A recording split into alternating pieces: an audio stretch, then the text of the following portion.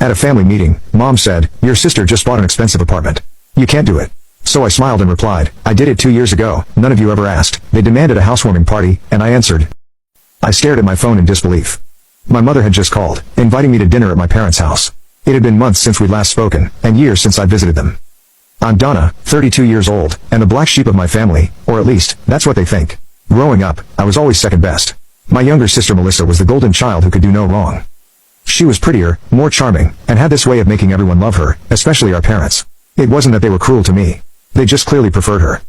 The dance recital they'd miss because they were too busy? They'd somehow find time when it was Melissa's turn. The average grades that earned me lectures somehow became doing her best when they came from my sister. I sighed, putting my phone down on the kitchen counter. The marble felt cool under my fingertips, a small luxury in the apartment I never told them about. Why had Mom called now? What did they want? Fine, I muttered to myself. I'll go. A week later, I pulled up to my parents' modest suburban home. I deliberately dressed down, jeans, a simple blouse, and minimal jewelry. Nothing that would indicate I was anything but the struggling middle manager they thought I was. Taking a deep breath, I rang the doorbell. Dad opened the door. "Donna, come in. Come in." His welcome seemed genuine, but distracted. As soon as I stepped into the living room, I saw why. Melissa was holding court on the couch, Mom and Dad's attention fully focused on her as she gestured wildly, telling some story about her workplace drama. She paused mid-sentence when she saw me, her perfect smile never faltering. "Oh, the prodigal daughter returns," she said, her voice dripping with false sweetness. Mom jumped up. "Donna, honey, we're so glad you could make it." She hugged me briefly, then immediately returned to her spot beside Melissa. I settled into an armchair across from them, watching as Melissa's eyes scanned my outfit with barely concealed contempt. "Love the thrift store chic look," she said, smirking.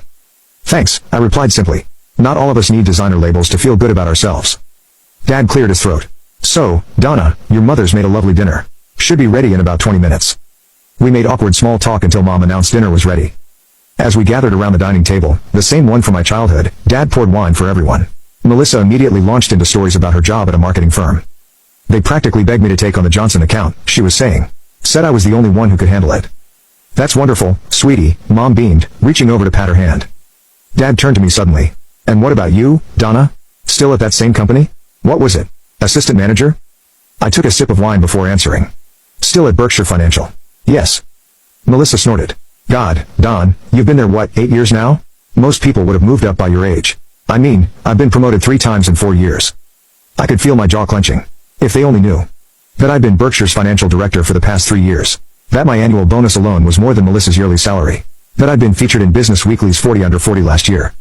But they didn't know, because they'd never asked. Never cared enough to keep up with my life.